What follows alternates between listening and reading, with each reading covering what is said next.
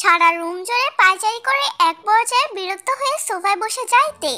হাতে থাকা উপন্যাস বইটা নেড়ে দেখে ছুঁড়ে মারে বিছানার উপর। একা থাকতে যেন সমস্যা না হয় তার জন্য এক গাদা বই কিনে এনেছে জাংকুক।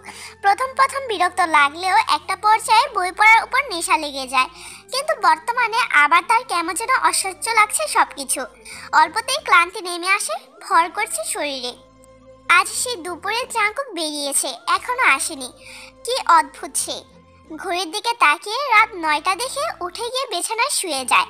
ধীরে ধীরে তার চোখে নেমে আসে রাজ্যের ঘুম।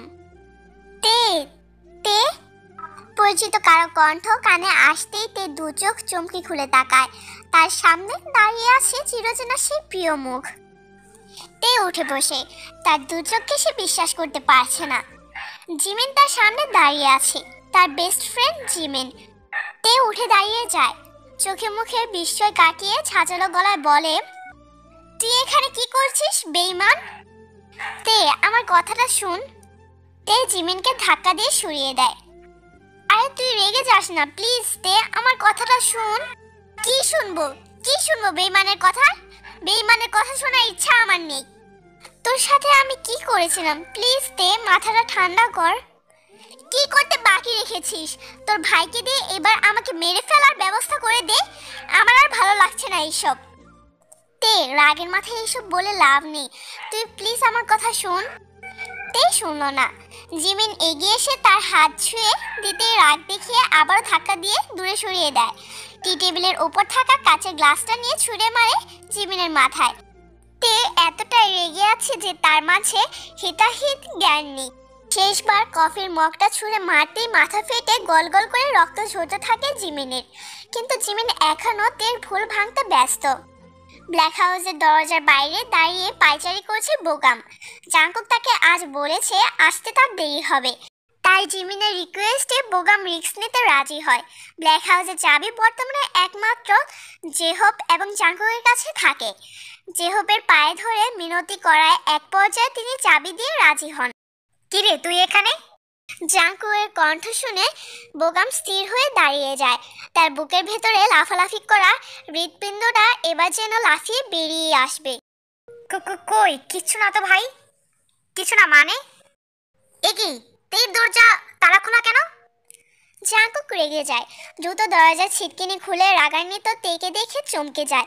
ডানে তাকাতেই রক্তাক্ত জিমিনকে দেখে আপনা আপনি মুখটা হা হয়ে যায়। জিউ জিউ তোর এমন হলো কি করে? ভাইয়া আমি তের সাথে কথা বলতে চাই, প্লিজ তুই ওকে শান্ত থাকতে বল। বললাম তো তুই বেরিয়ে যা এখান থেকে, আমার কিছু জানার নেই আর কিছু শোনারও নেই। তের কথা জাংকুকের বুঝতে বাকি নেই, জিমিনকে প্রহার তেই করেছে। জাংকুক জিমিনকে টেনে কাছে আনে, তের দিকে তাকিয়ে ক্রুদ্ধ সুরে বলে, বারবার তোমার ভুল আমাদের মাঝে দূরত্ব তৈরি করে, আর তা তুমি নিজেই বুঝো না।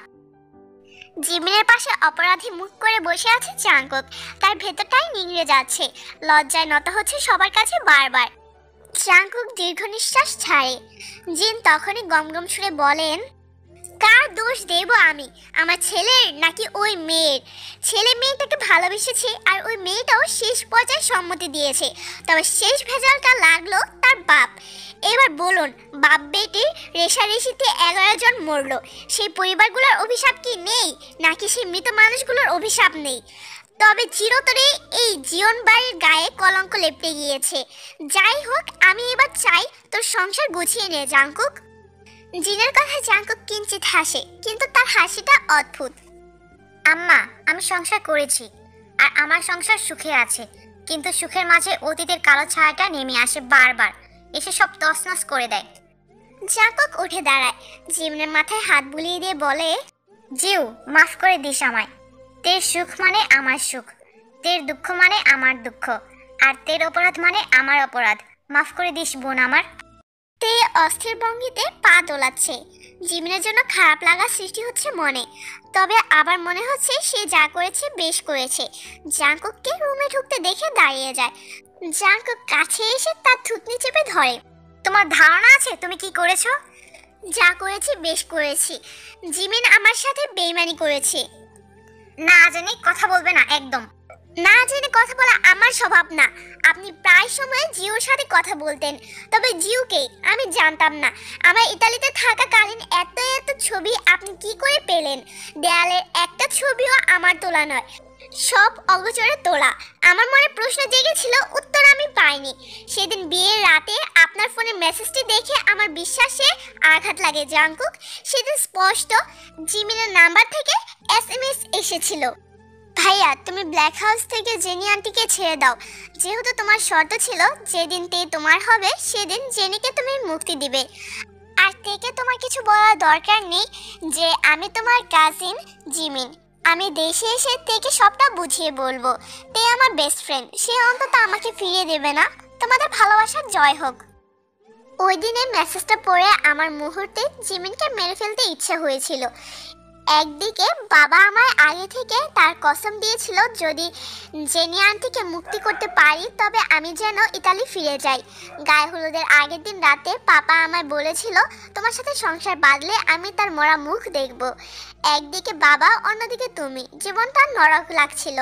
তাই সেদিন জিমিনের বিশ্বাসঘাতকতায় হুট করে সিদ্ধান্ত নিয়ে নিলাম, তোমায় বিয়ে করে ছেড়ে যাওয়ার চেয়ে না হয় বিয়ে না করেই পালিয়ে গেলাম। জাংকুক চুপচাপ ওয়াশরুমের দিকে পা বাড়ালো। সে জানে সব দোষ সোবিনের। বেচারি তে তো খেলার পুতুল। একবার সোবিন নাচায়, আবার জাংকুক। ওয়াশরুম থেকে বের হয়ে জাংকুক তেকে এক পলক দেখে রুম থেকে বেরিয়ে যায়। বাইরে দাঁড়িয়ে কাউকে ফোন করে জানতে চায়, জেনি, লিসা, কারো খোঁজ পেয়েছো তোমরা? সরি ভাইজান, পেলাম না। তবে আমরা থেমে নেই, সব জায়গায় লোক সেট করা আছে। বেঈমানগুলোকে খুঁজতে এতটা সময় লাগে কেন তোদের? জেনি, লিসাকে খুঁজতে যতটা দেরি করবি আমার ঘরের বউ তত কষ্ট পাবে। আমি জাস্ট তোদের লাশ নদীতে ভাসিয়ে দেব যদি খোঁজ না পাস। দুই বোন ভেবেছে নাকি? তাদের একজন 13 বছর নিখোঁজ, অন্যজন 1.5 বছর। সব তাল্লাশি কর। আমার এইসব গোলমাল আর ভালো লাগছে না। জাংকুক আবারও রুমে প্রবেশ করে। তে এখনো দাঁড়িয়ে আছে, এসির মাঝেও সে ঘামছে। জাংকুক তার পাশে দাঁড়িয়ে গায়ের শার্ট খুলে সোফায় ছুঁড়ে মারে। জাংকুকের অঙ্গভঙ্গি দেখে তে ঘাবড়ে যায়। এই ছেলের রাগে মাথায় আবার কিছু করবে না তো? তে ঢোক গিলে আর একটু চেপে দাঁড়ায়। তখনই কানে বজ্রের ধ্বনির মতো ছুটে আসে জাংকুকের কণ্ঠ, চিন্তাধারা পাল্টাওতে। শার্ট খুলে ফেলেছে মানে এই নয় যে তোমার সাথে মানে কিছু করব। জাংকুকের কথাতে থতমত খেয়ে যায়। জাংকুকের লোমহীন বুকের দিকে তাকিয়ে সহসা দৃষ্টি সরিয়ে নেয়। জাংকুক তার দিকে তাকিয়ে আর চোখে বলে, আমি তো তোমারই, তাকাও যত ইচ্ছা। হ্যাঁ, আমার তো খেয়ে দিয়ে কাজ নেই। নেই তো? তুমি জানো না তোমার কাজ জাংকুককে সঙ্গ দেওয়া, এটা ছাড়া আর কাজ নেই। জাংকুক খালি গায়ে ল্যাপটপ নিয়ে বিছানায় বসে যায়। তে সেদিকে তাকিয়ে মুহূর্তেই কোলে যায়।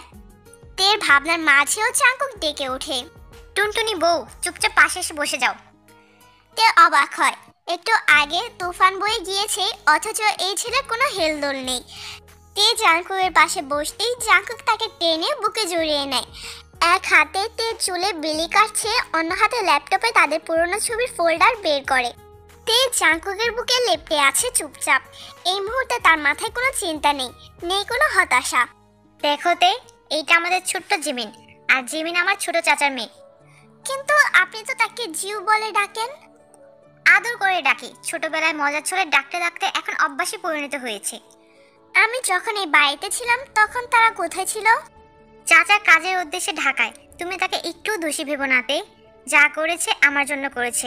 আমি তখন রাত দিন ঘুমের মেডিসিন নিতাম, যার ফলে আমার অবস্থা করুণ। সেদিন জেনির ওপর ভীষণভাবে রেগে যাই, তাই তাকে ব্ল্যাক হাউসে বন্দি করি এবং ওয়াদা করি যেদিন আমি তোমায় পাবো সেদিন তাকে মুক্তি দেব। জেনিকে শারীরিক টর্চার আমি করিনি, শুধুমাত্র তোমার মতো বন্দি রেখেছি। যখন তোমার কথা মনে পড়তো তখন ইচ্ছে হতো চাবুকের বাড়ি দিয়ে তাকে রক্তাক্ত করতে, কিন্তু আমি তখনও নিজেকে দমিয়ে রাখি, কারণ সে বেইমানি করেছে আমাদের সঙ্গে, আর আমার বিশ্বাস ছিল আমি তোমায় পাবো। সবচেয়ে বড় বেইমান তো জেনি, আমাদের খেয়ে আমাদের সঙ্গ নিয়ে বেইমানি করেছে। আর জিমিন আমার অবস্থা দেখে ইতালি যাওয়ার সিদ্ধান্ত নেয়। তোমার খোঁজ খবর শিওরভাবে পেয়ে জিমিন আর তার পরিবার নিয়ে চলে যায়, আর এইভাবেই তোমার উপর নজরে রাখে। তে দীর্ঘশ্বাস ছাড়ে। এই মুহূর্তে নিজেকে অপরাধী লাগছে। জিমিন তাকে কোনো দিন কষ্ট দেয়নি, তবে সে আজ কি করলো? মুহূর্তেতে ঠোঁট কামড়ে কেঁদে দেয়। আমি ভুল করে ফেলেছি জাঙ্গু, প্লিজ আমায় জিমিনের সাথে দেখা করে ব্যবস্থা করে দিন, আমি দেখতে চাই তাকে। সম্ভব না, বাদ দাও সেসব কথা। তোমার জেনি আন্টির বন্দিদশার ছবি দেখো। তে চোখ মুছে ল্যাপটপে তাকিয়ে মুখ কুঁচকে নেয়। এটা জেনি আন্টি হলো, কিন্তু আন্টির গালে তো এত বড় তিল ছিল না। কে বলেছে এইসব? হ্যাঁ, আমার মনে আছে আন্টির গালে কোনো তিল ছিল না। জাঙ্কুক চমকে যায়, দ্রুত ফোন হাতে নিয়ে জিনের নাম্বারে কল করে। আম্মা, একটা কথা জানা ছিল। কি কথা? জেনি আন্টির গালে কি কোনো তিল ছিল? না, তিল তো ছিল তার জমজীবন লিসার গালে। জাঙ্কুকের শ্বাস আটকে গিয়েছে। এত বড় ভুল। সেদিন তবে জেনের পরিবর্তে দুবার একটা ভুলে লিসাকে ধরে এনেছিল।